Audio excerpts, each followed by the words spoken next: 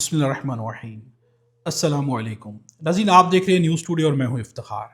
ناظرین، اگر چینل پر نئے تو چینل کو سبسکرائب کر لیں، بیل آئیکن بھی پریس کر لیں تاکہ ویڈیوز آپ کو ٹائملی ملتی رہیں۔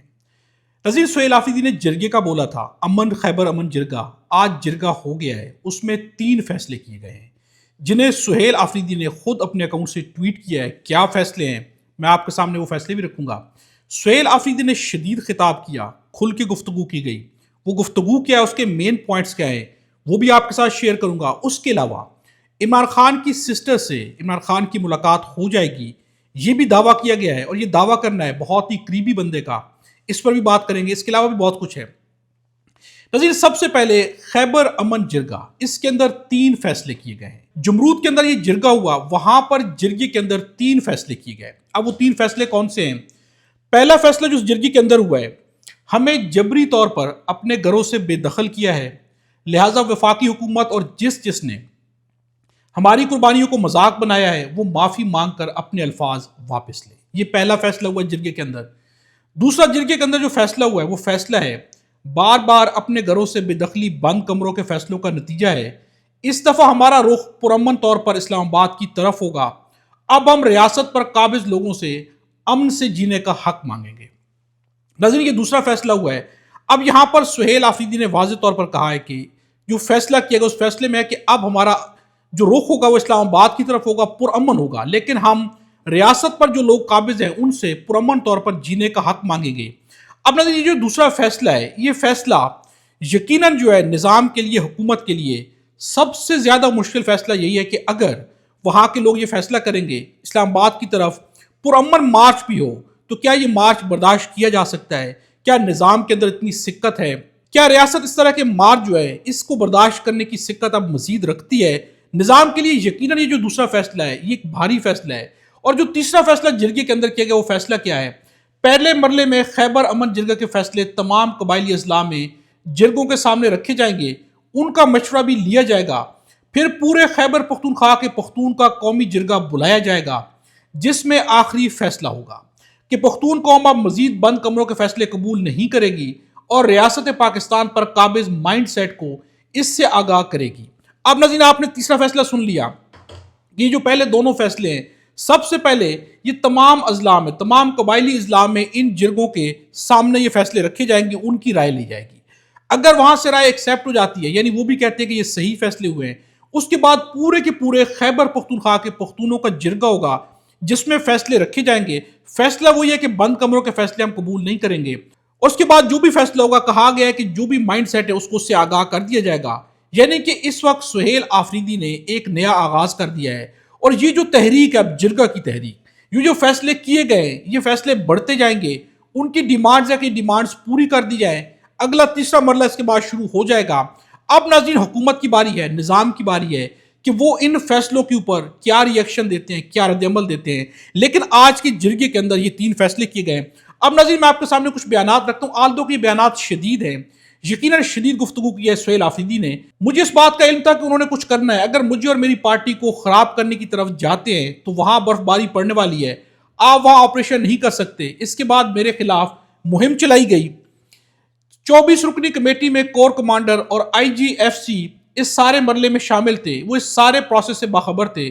آپ کا نوٹیفیکیشن یا پریس ریلیز آپ ہی کے کور کمانڈر اور IGFC کے خلاف عدم اعتماد کا ثبوت ہے۔ آپ خود ان پر عدم اعتماد کر رہے ہیں، آپ پریس ریلیز کے ذریعے ان کی حیثیت کو ختم کر رہے ہیں۔ ساتھ میں ان کا یہ بھی کہنا ہے کہ جب رجیم چینج کا فیصلہ ہوا تو اس میں یہ بھی فیصلہ ہوا تھا کہ KPK میں دہشت گردوں کو لایا جائے گا، یہ بند کمروں کا فیصلہ تھا۔ اس کے بعد مراد سعید کی قیادت میں پورے KPK میں اس کے خلاف احتجاج کیے جو ریکارڈ کا حصہ ہے۔ ہم بتاتے رہے کہ ایک دفعہ پھر دہشت گردوں کو KPK پر مسلط کیا جا رہا ہے۔ ایک طرف ہم قربانیاں دے رہے ہیں، دوسری طرف جھوٹے پروپیگنڈے کی جا رہے ہیں، یہ ہمارے ساتھ مذاق ہے۔ اس دفعہ KPK کی عوام اپنے ساتھ مذاق نہیں ہونے دے گی۔ اس دفعہ آپ کی ہر پالیسی کے خلاف کھڑے ہوں گے اور آپ کی آنکھوں میں آنکھیں ڈال کر ہم آپ کو بتائیں گے کہ ہم دہشت گردوں کے ساتھ نہیں، بلکہ آپ کی پالیسیاں دن بدن دہشت گردی بھی بڑھا رہی ہیں اور دہشت گرد بھی بڑھا رہی ہیں۔ یہ کہنا ہے ناظرین سہیل آفریدی کا۔ ان بیانات سے آپ اندازہ کر سکتے ہیں کہ یہ جو جرگہ ہے اس کے اندر کس قدر زیادہ شدید گفتگو کی گئی ہے۔ یہ پورا خطاب کافی لمبا ہے، آپ اویلیبل ہے خطاب سن بھی سکتے ہیں، اس کے اندر شدید گفتگو کی گئی ہے۔